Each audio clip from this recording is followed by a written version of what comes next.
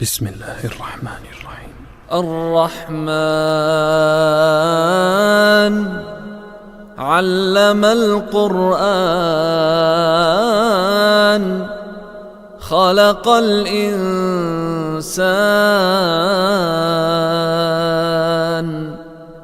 علمه البيان الشمس والقمر بحسبان والنجم والشجر يسجدان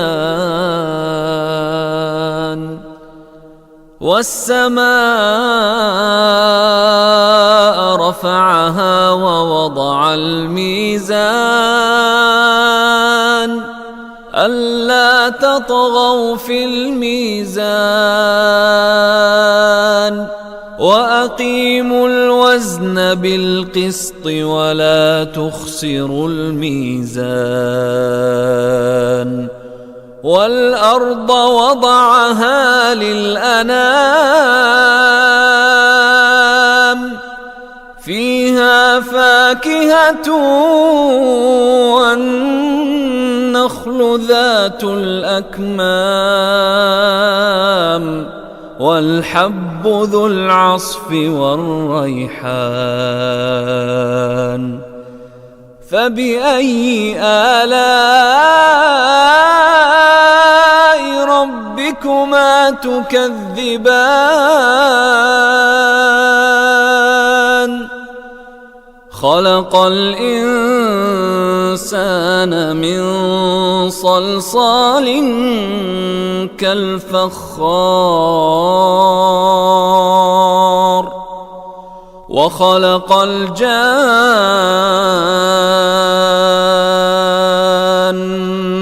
من مارج من نار فبأي آلاء ربكما تكذبان رب المشرقين ورب المغربين فبأي آلاء ربكما تكذبان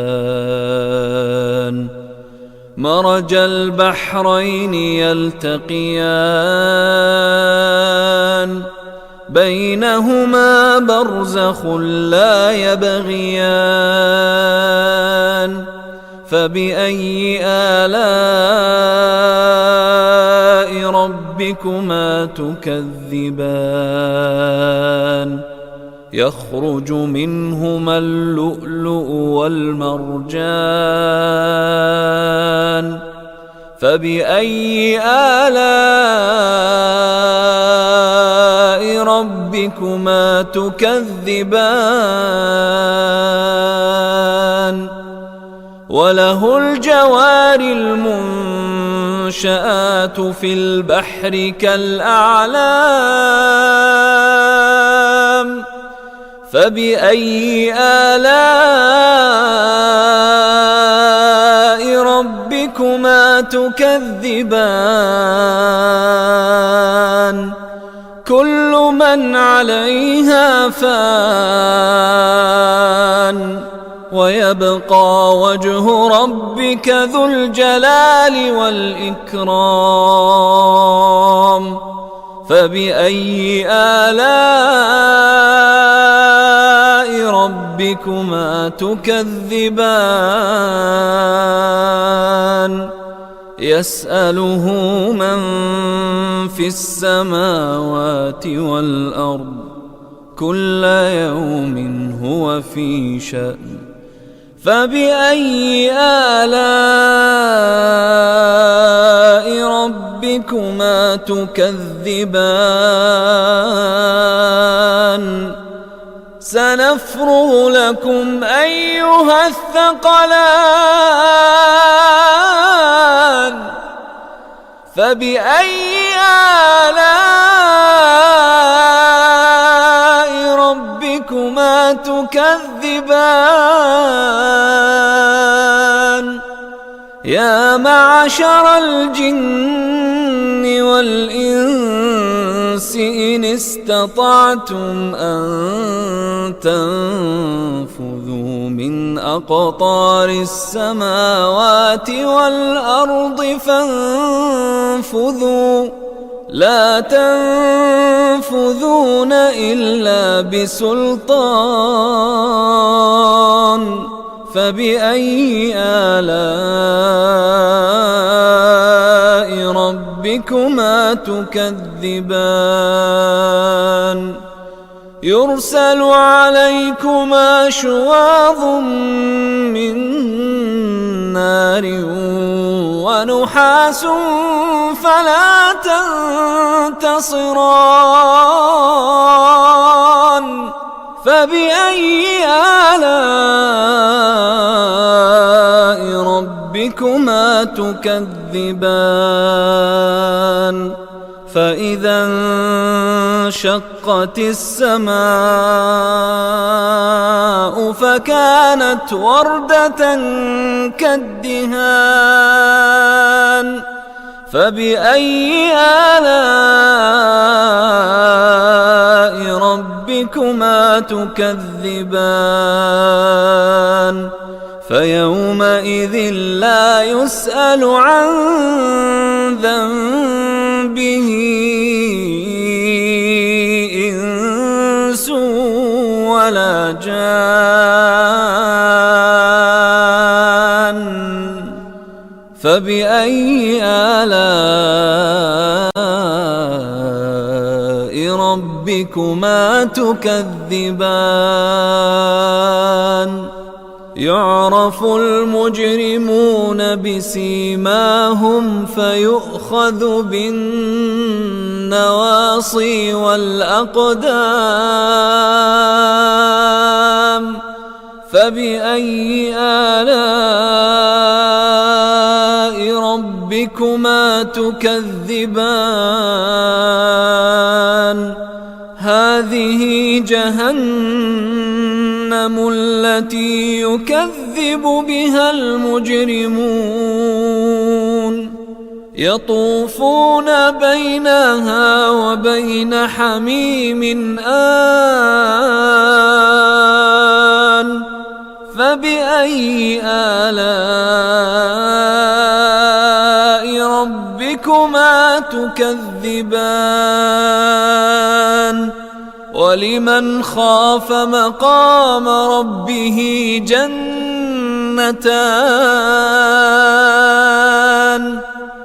فبأي آلاء ربكما تكذبان ذواتا أفنان فبأي آلاء ربكما تكذبان فيهما عينان تجريان فبأي آلاء ربكما تكذبان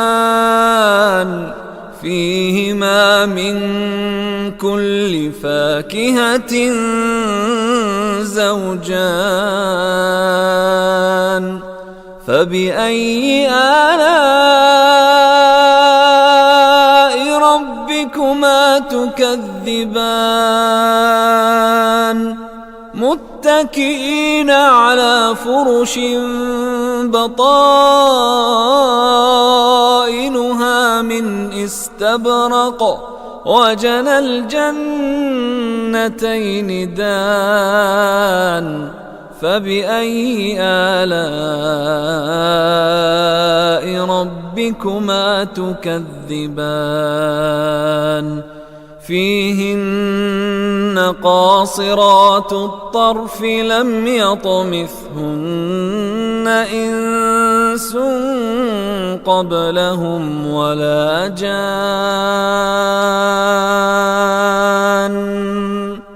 فبأي آلاء ربكما ربكما تكذبان كأنهن الياقوت والمرجان فبأي آلاء ربكما تكذبان هل جزاء الإحسان إلا الإحسان فبأي آلاء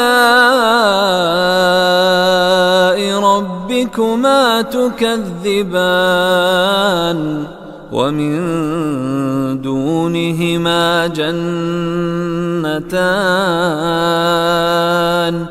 فبأي آلاء ربكما تكذبان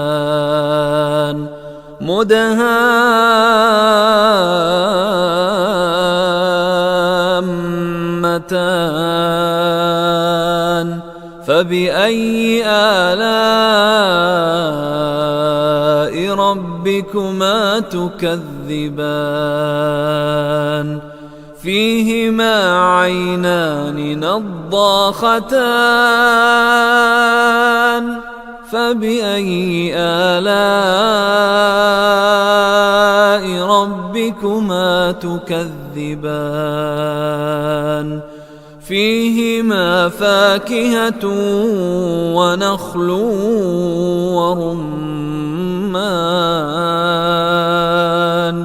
فبأي آلاء ربكما تكذبان فيهن خيرات حسان فبأي آلاء ربكما تكذبان حور مقصورات في الخيام فبأي آلاء ربكما تكذبان لم يطمثهن إنس قبلهم ولا جان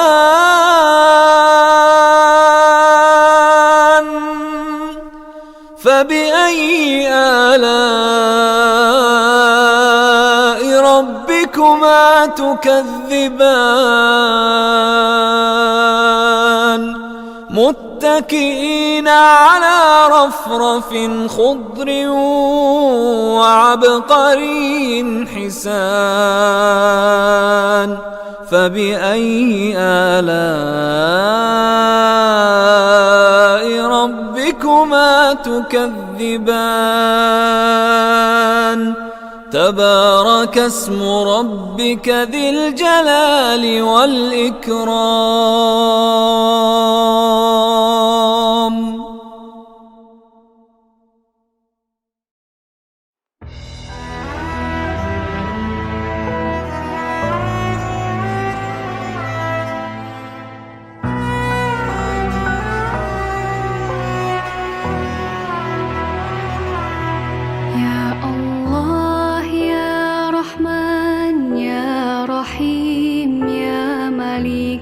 يا قدوس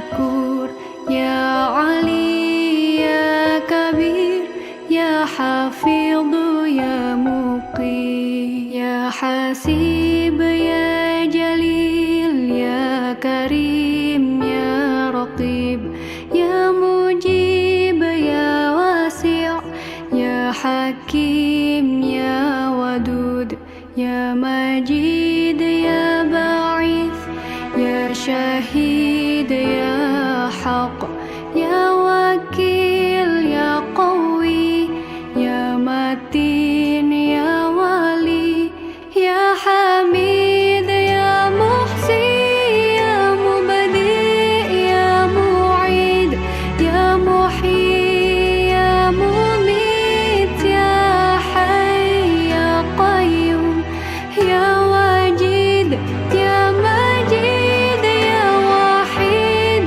يا أحد يا صمد يا قدير يا مقتدر يا مقدم يا مؤخر يا أول يا أخير يا ظهير يا بطين يا ولي يا متعال يا بر يا تواب يا منتقم يا عفو يا رؤوف يا مالك الملك يا ذو الجلال والإكرام يا مقسط يا جميع يا غني يا مغني يا مانع يا ضار يا نافع يا نور يا هادي يا بديع يا باقي يا وارث يا رشيد يا صبور يا الله يا الله.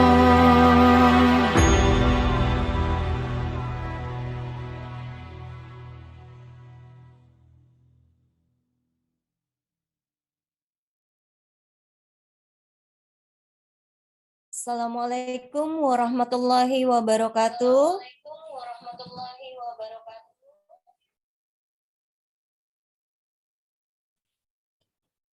Puji syukur kehadirat Allah Subhanahu wa Ta'ala atas berkah dan ridhonya. Alhamdulillah kita masih diberi nikmat sehat walafiat dan kembali dipertemukan dalam kegiatan baca surat Al-Kahfi yang dilaksanakan setiap hari Kamis malam Jumat pada jam 20 hingga selesai nanti.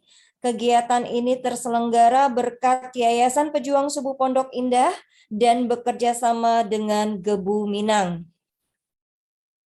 Adapun tata tertib atau adab selama kegiatan berlangsung yaitu 1. Luruskan niat karena Allah. 2. Berpakaian sopan jika kamera Bapak atau Ibu di-on-kan.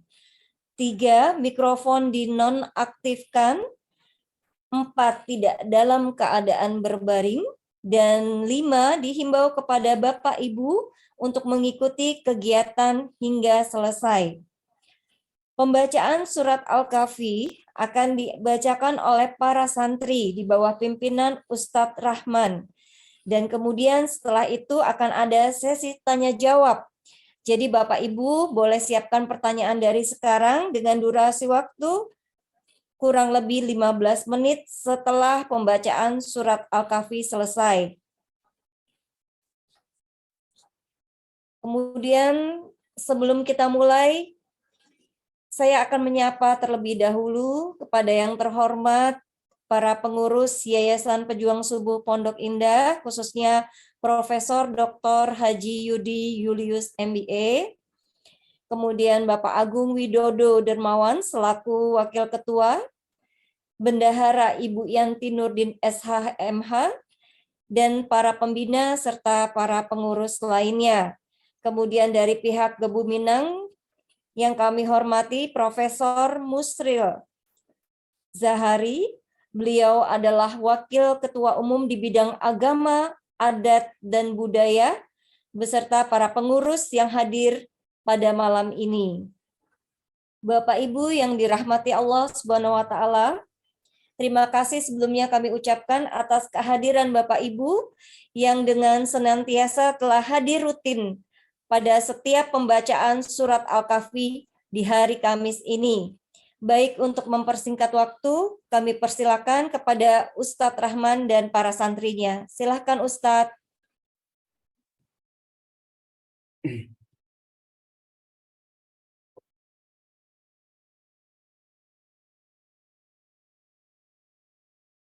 أعوذ بالله من الشيطان الرجيم. بسم الله الرحمن الرحيم. الحمد لله الذي أنزل على عبده الكتاب ولم يجعل له عوجا قيما لينذر بأسا شديدا من لدنه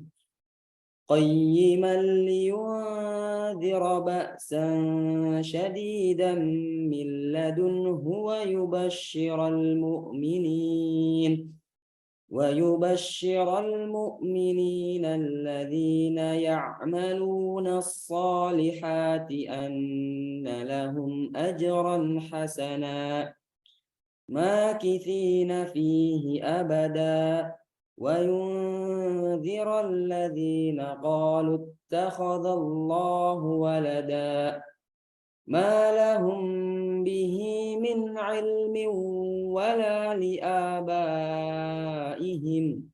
كبرت كلمة تخرج من أفواههم إن يقولون إلا كذبا فلعلك باخع نفسك على آثارهم إن لم يؤمنوا بهذا الحديث أسفا إنا جعلنا ما على الأرض زينة لها لنبلوهم أيهم أحسن عملا وإنا لجاعلون ما عليها صعيدا جرزا أم حسبت أن أصحاب الكهف والرقيم كانوا من آياتنا عجبا إذ أوى الفتية إلى الكهف فقالوا ربنا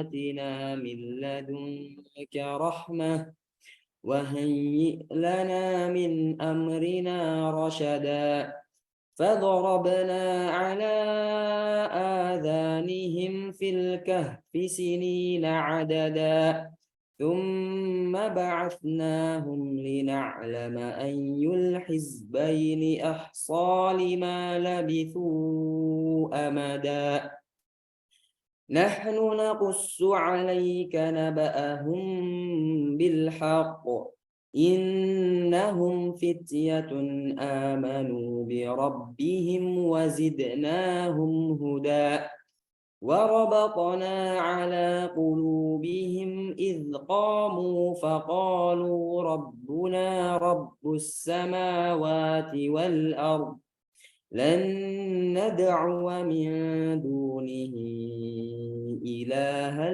لقد قلنا إذا شططا هؤلاء قوم اتخذوا من دونه آلهة لولا يأتون عليهم بسلطان بين فمن أظلم ممن افترى على الله كذبا وإذ اعتزلتموهم وما يعبدون إلا الله فأووا إلى الكهف ينشر لكم ربكم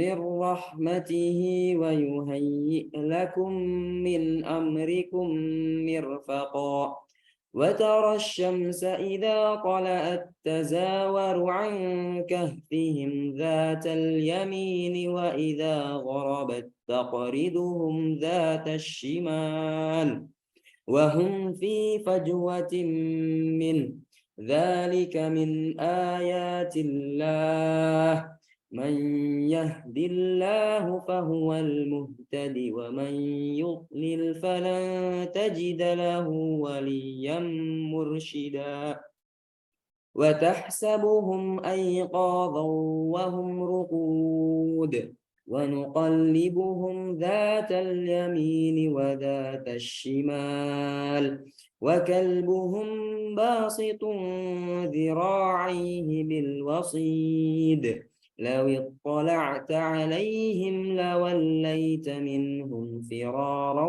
ولملئت منهم رعبا وكذلك بعثناهم ليتساءلوا بينهم قال قائل منهم كم لبثتم قالوا لبثنا يوما أو بعض يوم قالوا ربكم أعلم بما لبثتم فابعثوا أحدكم بورقكم هذه إلى المدينة فلينظر أيها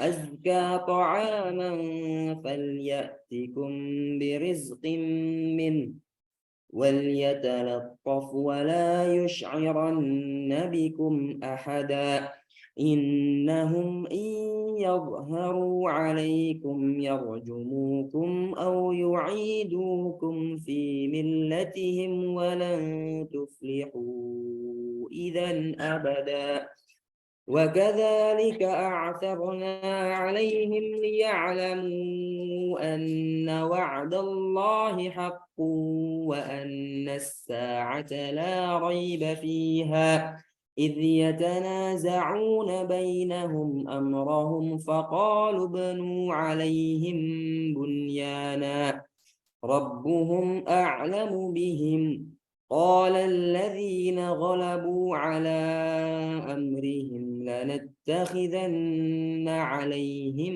مسجدا سيقولون ثلاثة رابعهم كلبهم ويقولون خمسة سادسهم كلبهم رجما بالغيب ويقولون سبعة وثامنهم كلبهم قل ربي أعلم بعدتهم ما يعلمهم إلا قليل فلا تمار فيهم إلا مراء ظاهرا ولا تستفت فيهم منهم أحدا ولا تقولن لشيء إني فاعل ذلك غدا إلا أن يشاء الله واذكر ربك إذا نسيت وقل عسى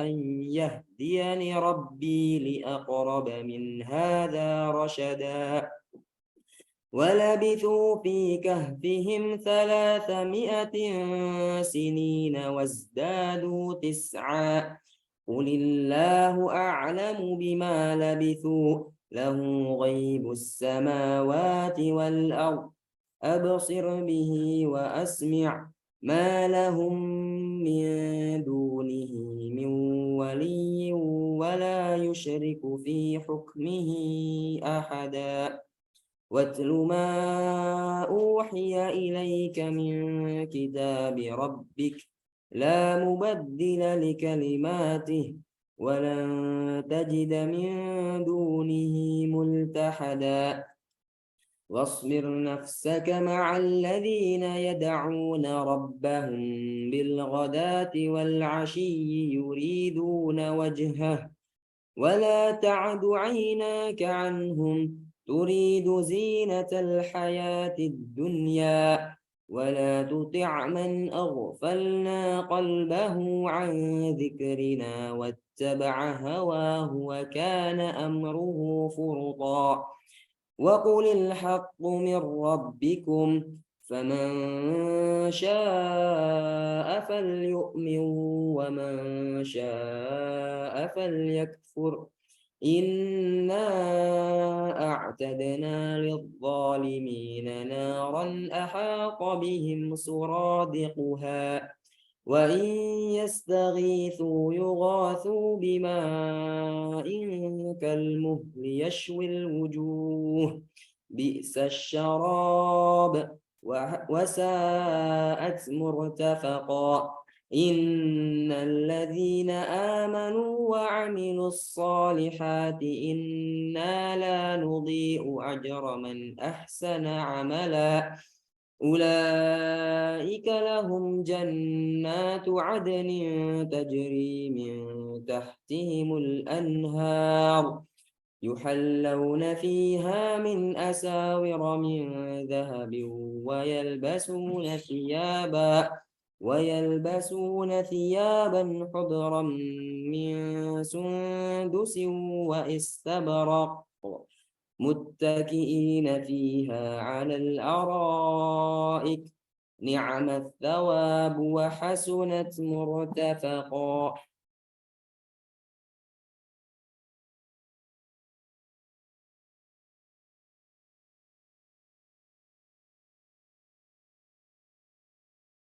أعوذ بالله من الشيطان الرجيم.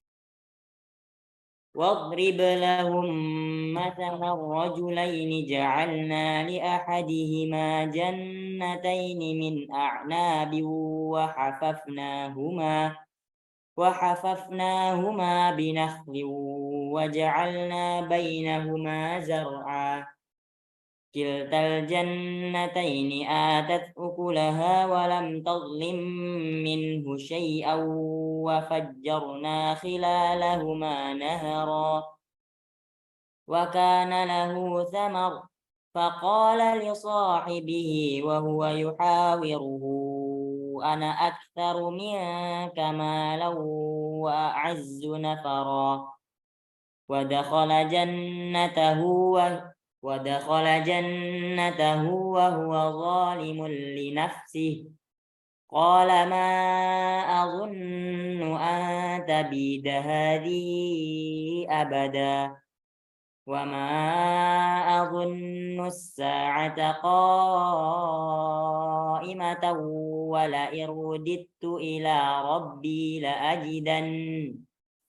ولئن رددت إلى ربي لأجدن خيرا منها منقلبا قال له صاحبه وهو يحاوره أكفرت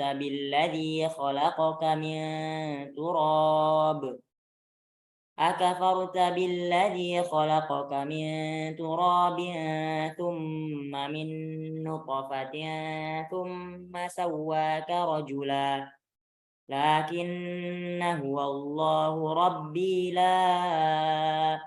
لكن هو الله ربي ولا أشرك بربي أحدا ولولا إذ دخلت جنتك قلت ما شاء الله لا قوة إلا بالله إن ترني أنا أقل منك مالا وولدا فعسى ربي أن يؤتيني خيرا من جنتك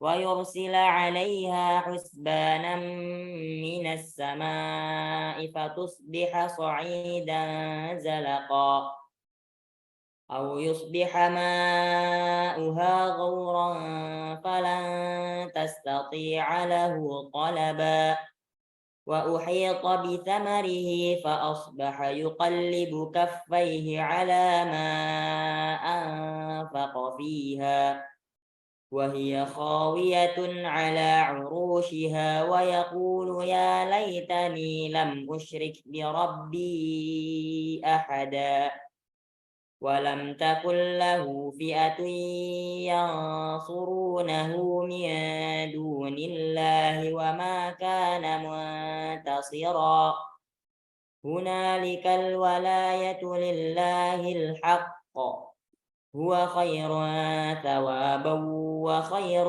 عقبا واضرب لهم مثل الحياة الدنيا كماء إن أنزلناه من السماء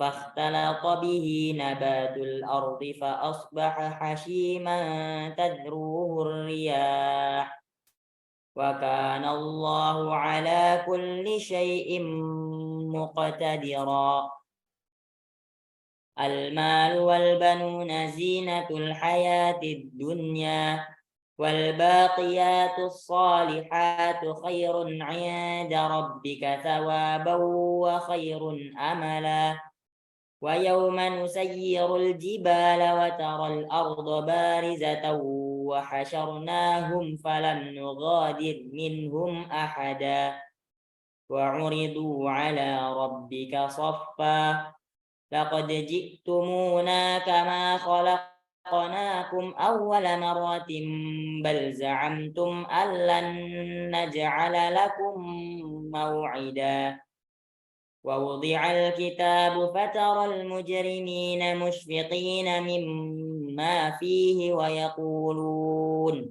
ويقولون يا ويلتنا ما لهذا الكتاب لا يغادر صغيرة ولا كبيرة إلا أحصاها ووجدوا ما عملوا حاضرا ولا يظلم ربك أحدا وإذ قلنا للملائكة اسجدوا لآدم فسجدوا إلا إبليس كان من الجن ففسق عن أمر ربه أفتتخذونه وذريته أولياء من دوني وهم لكم عدو بئس للظالمين بدلا ما أشهدتهم خلق السماوات والأرض ولا خلق أنفسهم وما كنت متخذ المضلين عددا ويوم يقول نادوا شركائي الذين زعمتم فدعوهم فلم يستجيبوا لهم وجعلنا بينهم موبقا ورأى المجرمون النار فظنوا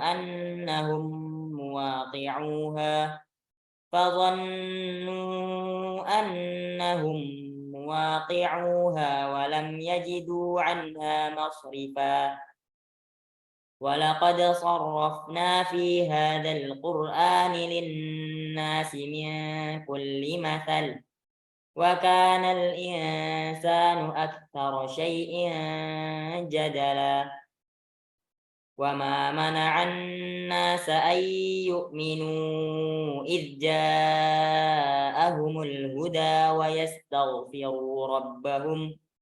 ويستغفروا ربهم إلا أن تأتيهم سنة الأولين أو يأتيهم العذاب قبلا وما نرسل المرسلين إلا مبشرين ومنذرين ويجادل الذين كفروا بالباطل ليدحضوا به الحق واتخذوا آياتي وما أنذروا هزوا ومن أظلم ومن أظلم ممن ذكر بآيات ربه فأعرض عنها ونسي ما قدمت يداه إنا جعلنا على قلوبهم أكنة أن يفقهوه وفي آذانهم وقرا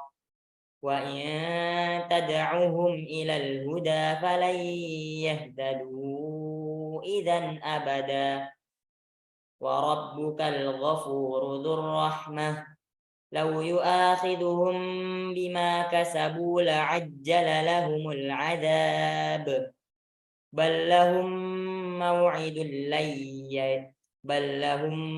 موعد لن يجدوا من دونه موئلا وتلك القرى أهلكناهم لما ظلموا وجعلنا لمهلكهم موعدا وإذ قال موسى لفتاه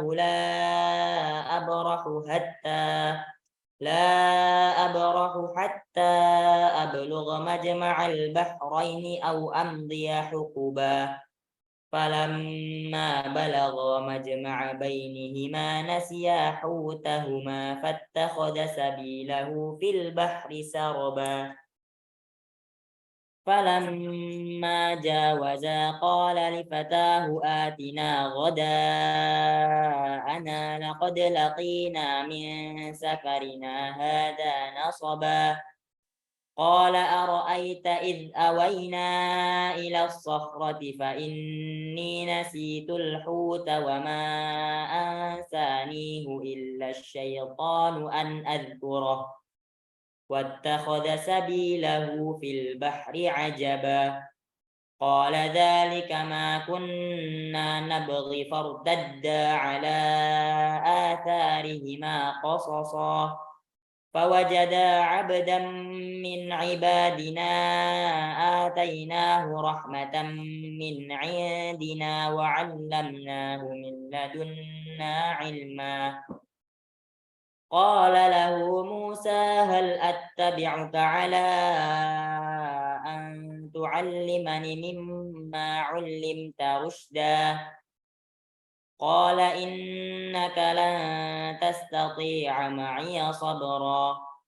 وكيف تصبر على ما لم تحط به خبرا قال ستجدني إن شاء الله صابرا ولا أعصي لك أمرا قال فإن اتبعتني فلا تسألني عن شيء حتى أحدث لك منه ذكرا فانطلقا حتى إذا ركبا في السفينة خرقها قال أخرقتها لتغرق أهلها لقد جئت شيئا إمرا قال ألم أقل إنك لن تستطيع معي صبرا قال لا تؤاخذني بما نسيت ولا ترهقني من أمري عسرا فانطلقا حتى إذا لقيا غلاما فقتله قال أقتلت نفسا زكية بغير نفس لقد جئت شيئا نكرا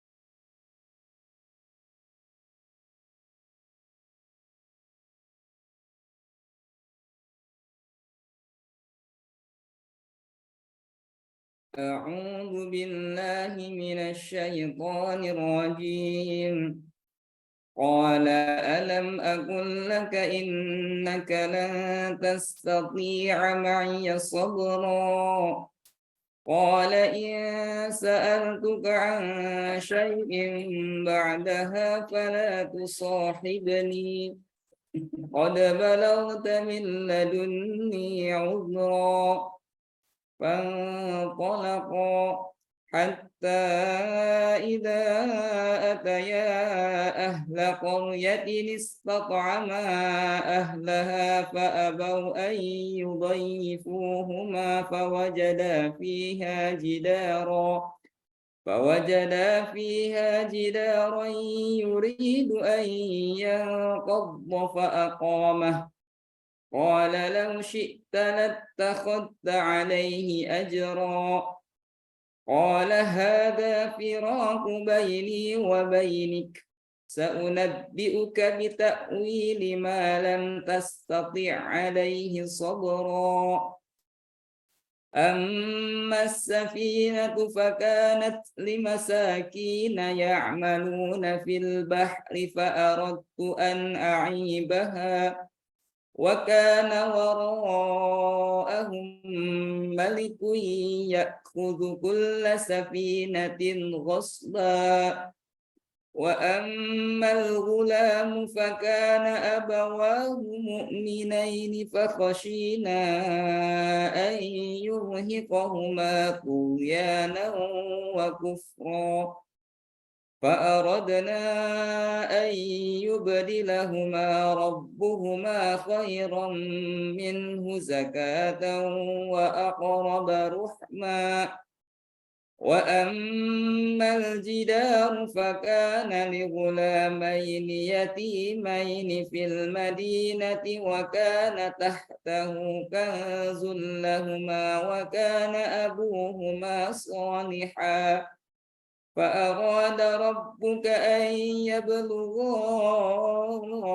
أشدهما ويستخرجا كنزهما رحمة من ربك وما فعلته عن أمري ذلك تأويل ما لم تستطع عليه صبرا ويسألونك عن ذي القرنين قل سأتلو عليكم منه ذكرا إنا مكنا له في الأرض وآتيناه من كل شيء سببا فأتبع سببا حتى إذا بلغ مغرب الشمس وجدها تغرب في عين حمئة ووجد عندها قوما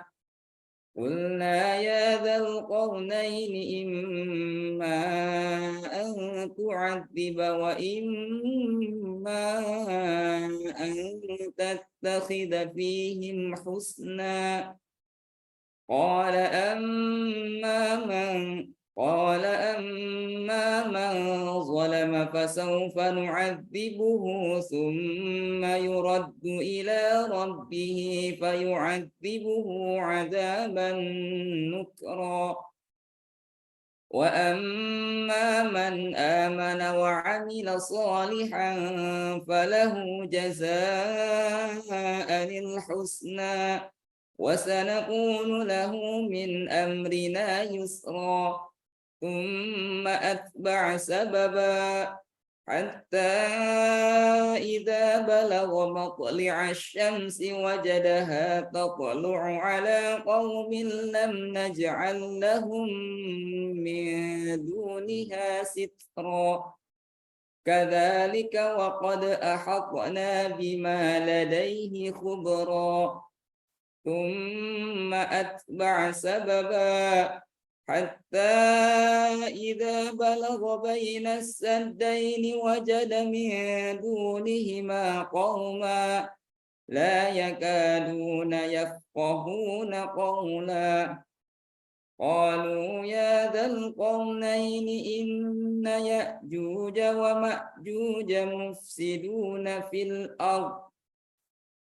إن يأجوج ومأجوج مفسدون في الأرض فهل نجعل لك خرجا على أن تجعل بيننا وبينهم سدا قال ما مكنني فيه ربي خير فأعينوني بقوة أجعل بينكم وبينهم ردما آتوني زبر الحديد حتى إذا ساوى بين الصدفين قال انفخوا حتى إذا جعله نارا قال آتوني أفرغ عليه قطرا فما استطاعوا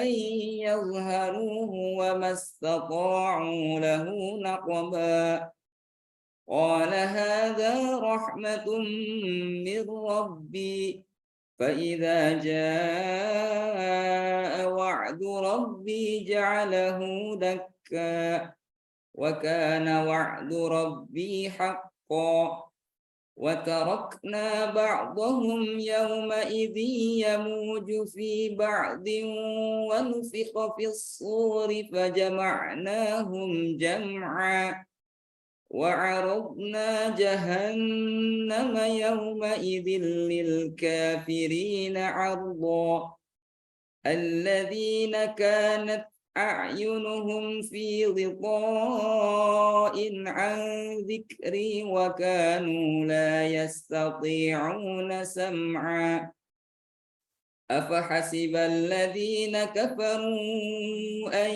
يتخذوا عبادي من دوني أولياء إنا أعتدنا جهنم للكافرين نزلا قل هل ننبئكم بالأخسرين أعمالا الذين ضل سعيهم في الحياة الدنيا وهم يحسبون أنهم يحسنون صنعا أولئك الذين كفروا بآيات ربهم ولقائه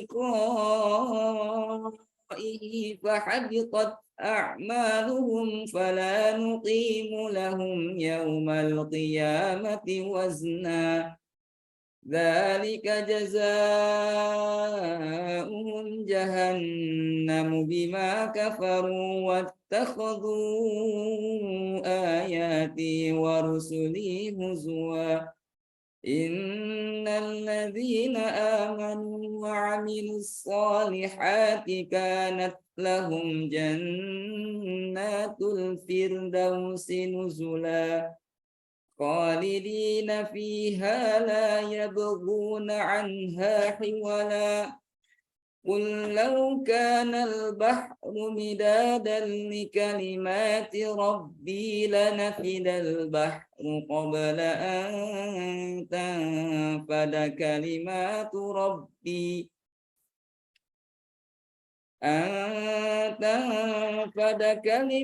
ربي ولو جئنا بمثله مددا قل إنما أنا بشر مثلكم يوحى إلي أنما إلهكم إله واحد فمن كان يرجو لقاء ربه فليعمل عملا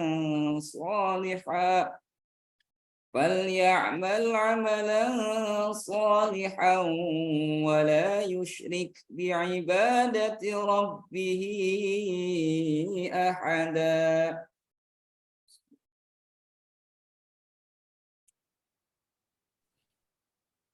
Alhamdulillahirabbil alamin. Bapak Ibu yang dirahmati Allah Subhanahu wa taala. Pembacaan surat Al-Kahfi sudah selesai dan seperti yang telah kami informasikan, saatnya sesi tanya jawab. Untuk itu kepada Bapak Ibu yang ingin bertanya, kami persilahkan dengan durasi waktu kurang lebih selama 15 menit dari sekarang. Silakan Bapak Ibu.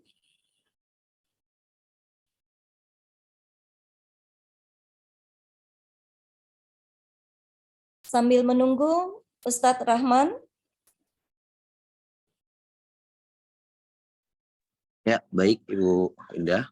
Ya, kita sambil nunggu para jamaah yang ingin bertanya, mungkin ada yang ingin disampaikan oleh Ustadz. Silahkan Ustadz. Baik, bismillahirrahmanirrahim. Assalamualaikum warahmatullahi taala wabarakatuh. Alhamdulillah, alhamdulillahirabbil alamin, wassalatu wassalamu ala asyrafil anbiya'i wal mursalin wa ala alihi wa sahbihi ajma'in, amma ba'd. Alhamdulillah Bapak Ibu yang dimuliakan Allah Subhanahu wa taala, program baca surah Al-Kahfi yang dilaksanakan oleh pejuang Subuh Pondok Indah bekerja sama dengan Gebu Minang. Mudah-mudahan setiap huruf yang kita baca, setiap ayat yang kita dengarkan, mudah-mudahan ini menjadi limpahan rahmat dan kasih sayang Allah Subhanahu wa taala kepada kita semua. Amin amin ya rabbal alamin. Baik, sambil menunggu tanya jawab dari jamaah semua, tentu ada beberapa nasihat yang ingin saya sampaikan. Tentunya bagaimana menjaga kualitas amalan ibadah kita di bulan Zulhijjah ini. Meskipun tentunya setelah Idul Adha ini, ya banyak di antara kita yang mungkin ya mulai longgar lagi ya dalam beribadah, mulai tidak seperti dulu lagi dalam beramal soleh. Maka ini yang harus menjadi selalu ya motivasi dan giroh kita untuk tidak beribadah hanya di waktu-waktu tertentu saja. Seperti halnya ketika kita meninggalkan bulan Ramadan, jangan sampai amalan-amalan itu berhenti, baca Quran, kemudian puasanya, kemudian amal ibadah yang lainnya. Begitu juga pasca kita meninggalkan Idul Adha, momentum di mana Allah mengajak kita berkorban harta, tenaga, pikiran kita, yang dimana Allah Subhanahu wa taala menjanjikan itu dengan balasan surga yang tinggi di sisi Allah Subhanahu wa taala. Maka spirit ibadah setelah ya setelah ibadah kurban atau ibadah haji ini tidak boleh berhenti, karena sesungguhnya ketika kita terus meningkatkan ibadah kita, disitulah bentuk syukur kita kepada Allah Subhanahu wa taala. Syukur yang paling utama itu direalisasikan dalam wujud nyata melalui penguatan takwa kita kepada Allah Subhanahu wa taala. Maka tidak boleh setelah ini kita ya kembali malas atau kembali lalai lagi, tetapi ya muslim yang cerdas itu, kata Rasulullah Shallallahu alaihi wasallam, adalah muslim yang senantiasa mempersiapkan segala bekal-bekal untuk hari esoknya. Maka tentu kita mengambil hikmah dari bulan Zulhijjah ini paskah ibadah kurban adalah bagaimana melatih diri kita untuk berkorban apa yang kita miliki, apa yang kita cintai untuk Allah Subhanahu wa taala. Melepaskan sifat-sifat hewani yang ada dalam diri kita. Karena sesungguhnya ibadah kurban itu adalah ibadah yang membawa kita kepada kesucian hati, meningkatkan ketakwaan dan melepaskan sifat-sifat hewani yang ada dalam diri kita. Makanya ketika kita menyembelih hewan kurban ya pada saat Idul Adha kemarin, itu adalah kita sedang menyembelih, menghilangkan atau menghapuskan sifat-sifat hewani yang ada dalam diri kita. Karena dalam Al-Quran itu sangat jelas Allah sampaikan di surah Al-A'raf, manusia yang tidak memiliki takwa itu dipermisalkan, diibaratkan seperti hewan, bahkan lebih keji daripada hewan itu, lebih sesat daripada hewan itu. Maka jangan sampai ketika kita sudah melepaskan sifat-sifat hewani ini, kita lalai dalam berzikir, kita lalai dalam mengingat Allah, sehingga sifat-sifat ini ya datang kembali kepada diri kita. Maka Allah sampaikan di surah Asy-Syams, di mana Allah mengatakan di ayat yang ke-9 ya sampai ke ayat yang ke-12, qad aflaha man fa'alhamaha fujuraha wa taqwaha. Allah itu mengilhamkan kepada manusia dua hal dalam hatinya. Fujur itu sifat buruk yang identik kepada sifat hewan, dan takwa ya itu adalah sifat orang yang beriman. Qad aflaha man zakkaha, beruntung orang yang senantiasa mensucikan hatinya, tentu dengan banyak berzikir kepada Allah, membaca Al-Quran, melakukan amal soleh. Wa qad khaba man dassaha, sungguh merugi ya orang yang mengotori hatinya dengan ya perilaku yang tidak baik. Maka ini saja sedikit nasihat ya dari saya, bagaimana kita menjaga spirit ibadah kita, apalagi akan nanti kita akan memasuki bulan Muharram ya. adalah momentum kita untuk berhijrah lebih baik, maka Allah itu kasihnya itu amal bisa lakukan untuk memperbaiki diri kita. Pasca Ramadan ada bulan Syawal, kita diberikan amal soleh ibadah Syawal 6 hari puasa Syawal. Pasca bulan Syawal masuk lagi bulan Zulqa'dah, bulan yang mulia. Kemudian masuk lagi bulan Zulhijjah, bulan yang mulia, bulan haram yang Allah sucikan. Nanti setelahnya lagi ada bulan Muharram, ya, yang dimana di situ juga ya bulan ini adalah bulan kemuliaan, bulan spirit kita untuk hijrah. Jadi setiap bulan selalu ada keistimewaan yang kita bisa manfaatkan untuk perbaikan hidup lebih baik insya Allah. Baik, mungkin itu saja sedikit nasihat dan tausiah saya. Mungkin jika ada jamaah yang bertanya, silakan. Silakan Bapak Ibu bisa melakukan raise hand. Dan sambil menunggu waktu, apakah yang tadi Pak Ustadz sampaikan, misalnya memperbaiki ibadah kita, membaca Al-Quran, dan lain-lain, itu merupakan agar iman kita nggak turun naik ya Ustadz? Iya, betul Ibu Indah. Jadi iman itu ya tidak bisa istiqamah tanpa sebuah amalan, gitu ya. Makanya Allah tuh dalam Al-Quran selalu, ya kalau kita coba baca Quran dan meneliti ayat-ayat dalam Al-Quran, selalu kita temukan innalladzina amanu wa amilus solihati, seperti di surah Al-Kahfi ya. Di akhir surah Al-Kahfi itu ada ayat yang mengatakan innalladzina amanu wa amilus solihati. Sungguhnya orang yang beriman dan beramal soleh, kanat lahum jannatul firdausi nuzula. Orang yang beriman, ya, yang ingin istiqomah keimanannya, lanjutkan dengan amal soleh. Nah, dengan iman dan amal soleh lah ini kita bisa masuk jannatul firdaus, surga firdaus. Nuzula, tempat tertingginya dia. Maka tidak akan pernah bisa kita tentu mengatakan kita beriman kalau kita tidak diuji dengan amal soleh. Amal soleh itu ujian. Jadi amal soleh itu berupa ujian bagi orang yang beriman.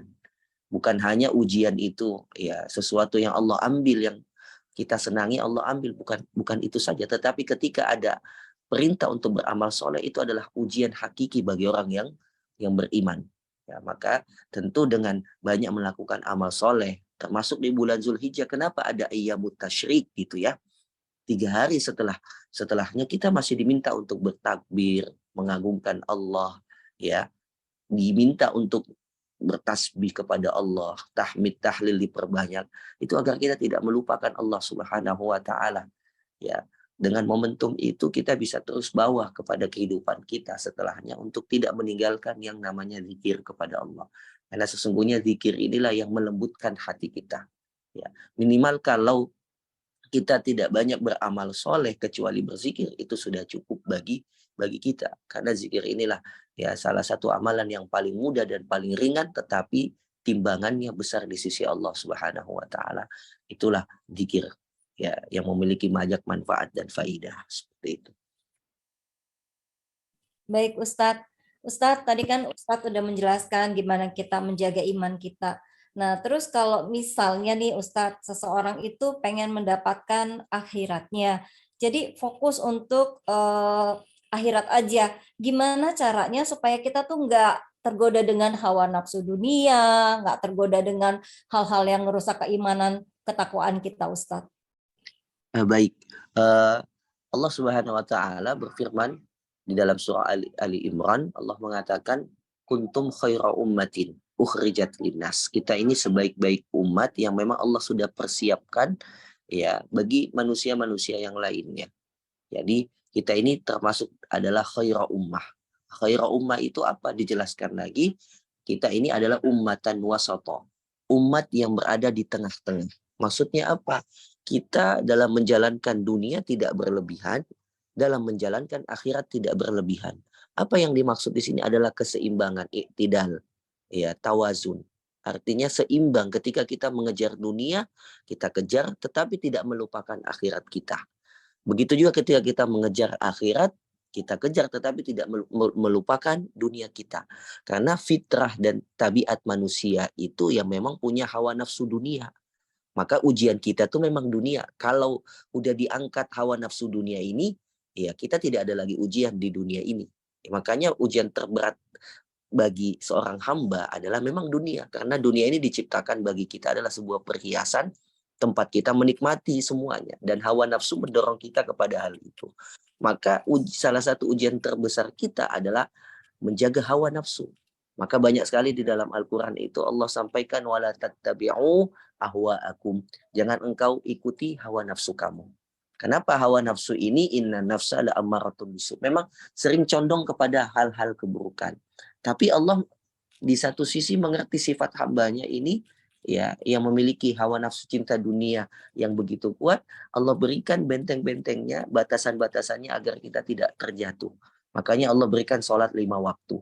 Untuk apa sholat 5 waktu ini? Untuk menjaga diri kita sehingga tidak terjatuh ke dalam ya lubang kemaksiatan, dosa dan lain sebagainya. Sehingga setiap waktu yang kita lakukan itu memang selalu mengingat Allah Subhanahu wa taala. Ketika kita tidur malam, kita tidur dengan niatan nanti besok pagi mau bangun sholat subuh. Ingat Allah.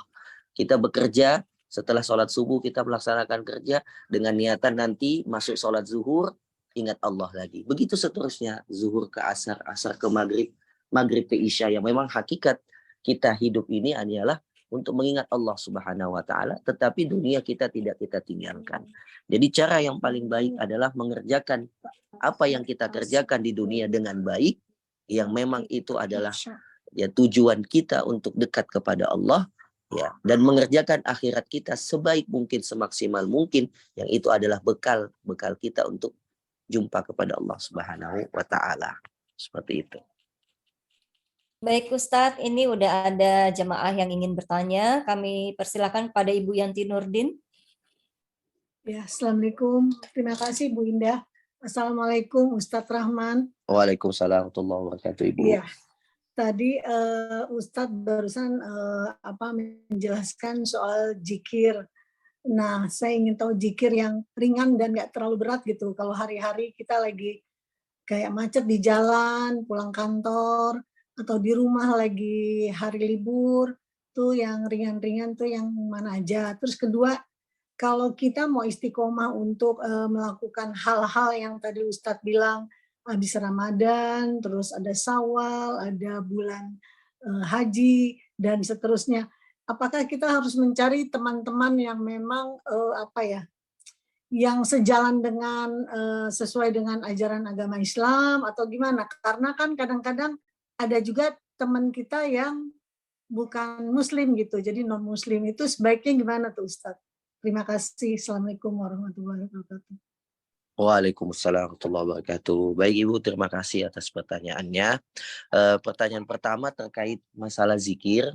Ini Masya Allah sekali ya, Allah Subhanahu wa ta'ala dari bentuk amannya dan rahimnya kepada kita itu, salah satunya adalah Allah melipat gandakan amal ibadah, pahalanya berkali-kali lipat, dikatakan ya 70 kali lipat bahkan lebih, ya. Wallahu yudha'ifu liman yasha, Allah akan melipat gandakan ibadah itu sesuai dengan kualitas keikhlasan kita. Maka memang Islam ini sudah agama yang rahmatan lil alamin, agama yang mudah dan memberikan kemudahan. Salah satunya adalah dengan amalan zikir. Zikir itu amal soleh yang paling mudah. Dan ada zikir yang sangat ringan yang memang Rasulullah sampaikan, ya. Zikir ini dikatakan oleh Rasulullah SAW khafifatani fil lisan, sangat ringan kalau diucapkan, tapi thaqilatani fil mizan, tapi dia berat timbangannya, ya. Ketika ditimbang dia begitu berat, ya.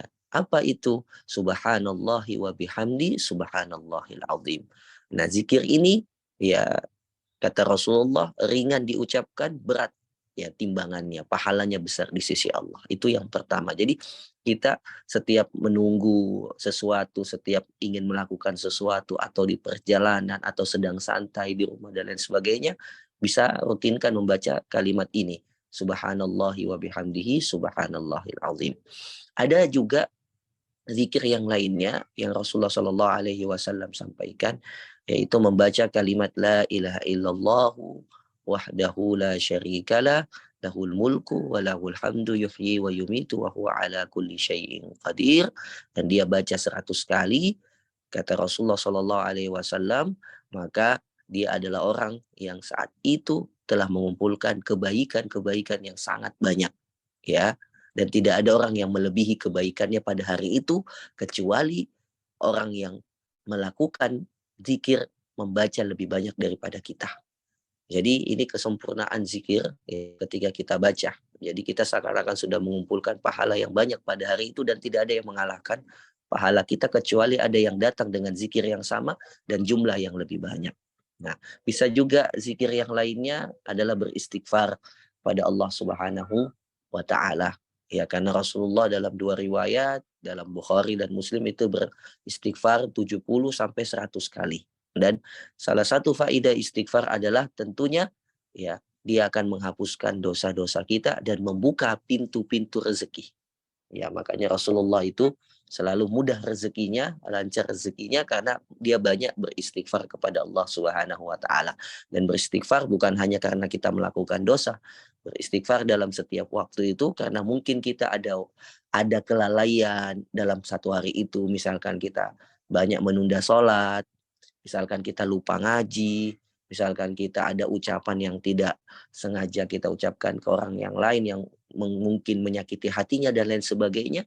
Istighfar itulah semua yang menghapuskan ya kesalahan-kesalahan dosa-dosa kita.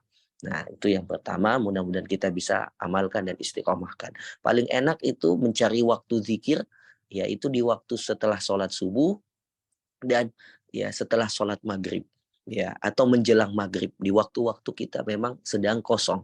Di itu kita kalau bisa ya saya juga anjurkan kepada semua jamaah kalau yang tidak hafal zikir-zikirnya bisa baca al-ma'thurat, dibaca tiap pagi dan petang. Insya Allah kita dijaga Allah Subhanahu wa taala dari mara bahaya, musibah dan lain sebagainya yang akan menimpa kita. Kemudian yang kedua tentunya tadi ya untuk beristiqomah dengan amal soleh ya pasti kita butuh yang namanya soleh, berteman dengan orang soleh. Tetapi tidak menafikan, tidak juga kita meninggalkan teman-teman kita yang bukan orang soleh. Jadi berteman itu ya dengan siapa saja. Tapi ketika kita bersahabat, ya diwajibkan dengan orang yang soleh. Kenapa? Karena dialah yang akan menguatkan kita dan saling mengingatkan kita ya dalam kebaikan. Adapun berteman silahkan dengan siapa saja, karena Rasulullah juga berteman dengan siapa saja. Berteman dengan orang Yahudi, ya ketika di Madinah, berteman dengan orang Nasrani, berteman dengan orang musyrik Quraisy, semua Rasulullah SAW berteman dengannya ya dengan muamalah yang baik, tidak dibeda-bedakan. Rasulullah melakukan muamalah perniagaan, Rasulullah melakukan muamalah utang piutang, ya Rasulullah melakukan muamalah gadai, pengadaian dan lain sebagainya. Ini dilakukan Rasulullah SAW. Tapi untuk urusan keimanan, Rasulullah bersahabat dengan orang-orang yang soleh. Ya, jadi kalau urusan keimanan, ya datanglah kepada orang yang soleh. Ya, tapi urusan dunia kita boleh datang kepada siapapun itu yang memang dia bisa membantu kita. Ya, jadi tentu ini adalah prinsip hidup sehingga kita juga tidak ya meninggalkan sesuatu yang itu juga adalah kebaikan ya bagi kita, karena dengan dekatnya kita kepada teman-teman yang mungkin tidak soleh seperti kita atau dia tidak beriman seperti kita, boleh jadi itu adalah wasilah dakwah yang dulu Rasulullah SAW pernah contohkan. Mungkin itu yang bisa saya tambahkan, Ibu. Baik Ustadz, ini ada satu lagi jamaah dan sebagai pertanyaan terakhir kami persilakan kepada Ibu Eti Kamarudin, silakan. Baik, terima kasih Bu Indah. Assalamualaikum Ustadz Rahman, ketemu lagi. Saya ingin bertanya, kita sehari-hari ingin sekali sebanyak mungkin beribadah, tetapi itu iblis sangat pintar mengganggu kita. Bahkan kadang-kadang lagi sholat juga kita sampai lupa ini sholat rakaat keberapa gitu. Nah, bagaimana kiat-kiatnya supaya kita terhindar dari itu, Ustadz? Makasih, Ustadz.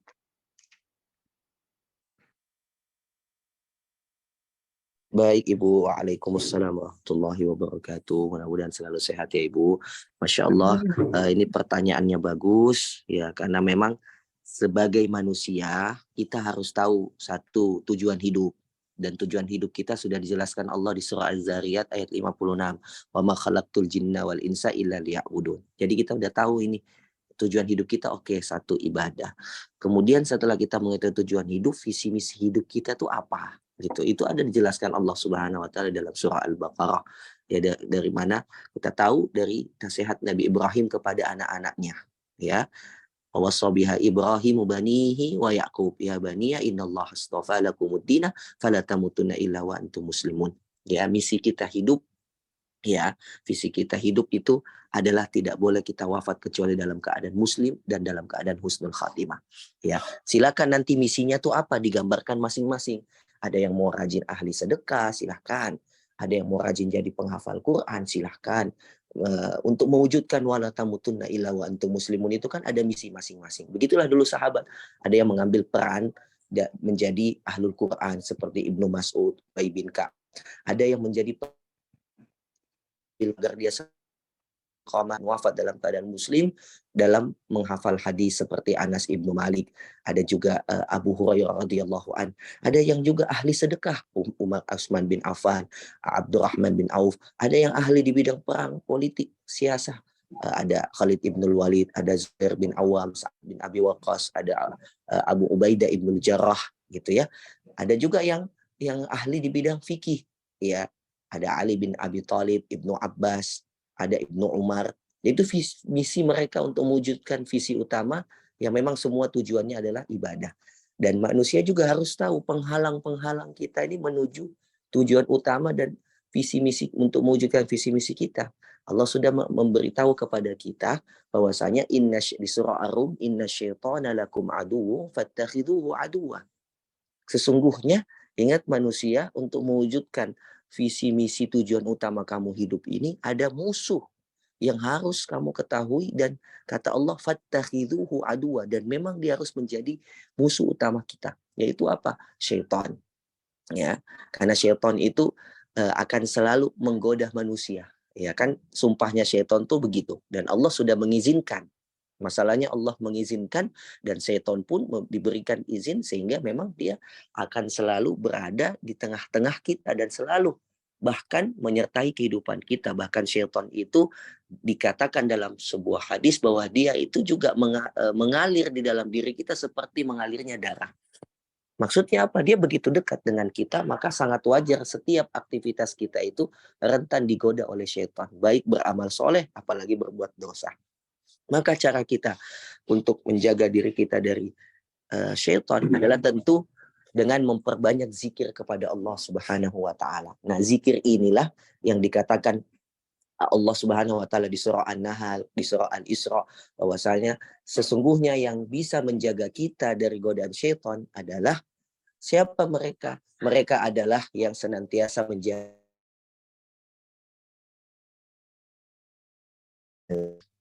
ya. Berbanyak zikir itu adalah salah satu cara kita untuk menjaga diri kita dari godaan syaitan. Karena syaitan itu akan lari dan meninggalkan orang yang banyak berzikir kepada Allah Subhanahu wa taala. Jadi celah untuk menggoda itu tidak ada ketika tadi kita memperbanyak zikir kepada Allah dan memperbanyak amal soleh. Adapun Ustaz sering digoda, sering diganggu dan lain sebagainya, itu hal yang wajar dan tidak ada manusia yang tidak bisa lepas dari yang namanya godaan syaitan. Ya, itu sudah hal wajib, hal yang memang tidak bisa kita lepaskan. Kita hanya bisa menjaga, membentengi. Ya, innama sultanuhu 'alal ladzina yatawakkalun. Sesungguhnya yang bertawakal kepada Allah Subhanahu wa taala, beriman, itu yang akan menjadi penjaga dia dari syaitan. Maka syaitan akan menjauh kita selama kita beriman dan melakukan amal soleh. Seperti itu, Ibu. Mudah-mudahan bisa membantu menjawab. Terima kasih banyak, Ustadz. Assalamualaikum. Waalaikumsalam warahmatullahi wabarakatuh. Baik, terima kasih Ustadz atas pencerahannya. Semoga apa yang telah Ustadz sampaikan kepada kami semua bisa menjadikan pribadi kami lebih baik lagi dari hari-hari sebelumnya. Amin ya Rabbal Alamin. Baik Bapak Ibu, kita akan lihat bersama-sama laporan kegiatan Yayasan Pejuang Subuh Pondok Indah.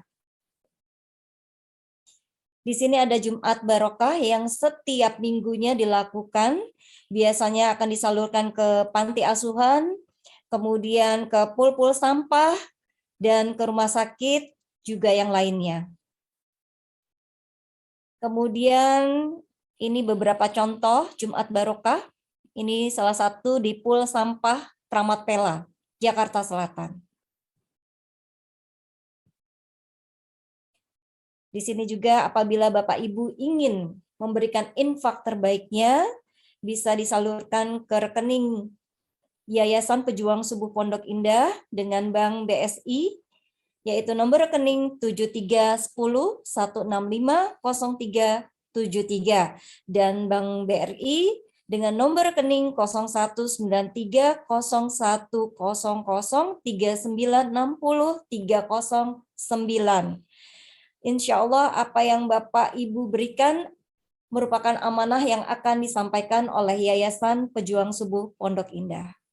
Baik, di sini juga kita ada media sosialnya berupa WhatsApp, kemudian YouTube, dan ada websitenya.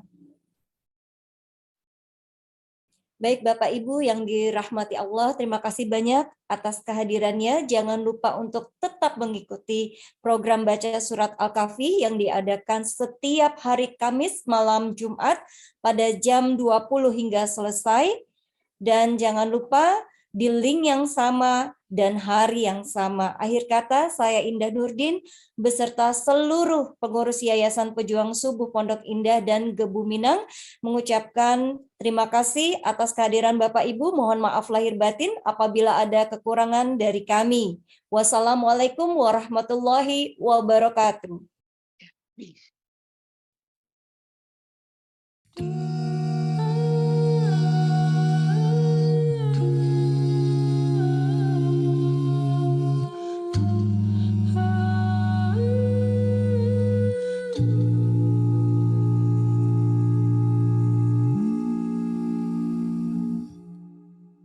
اللهم ارحمنا بالقرآن واجعله لنا إماما ونورا وهدى ورحمة.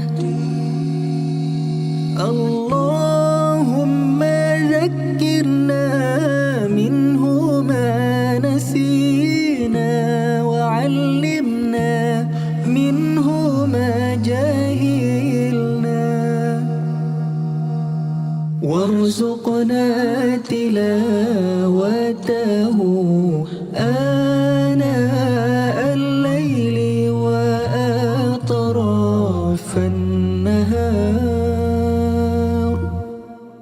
واجعله لنا حجة يا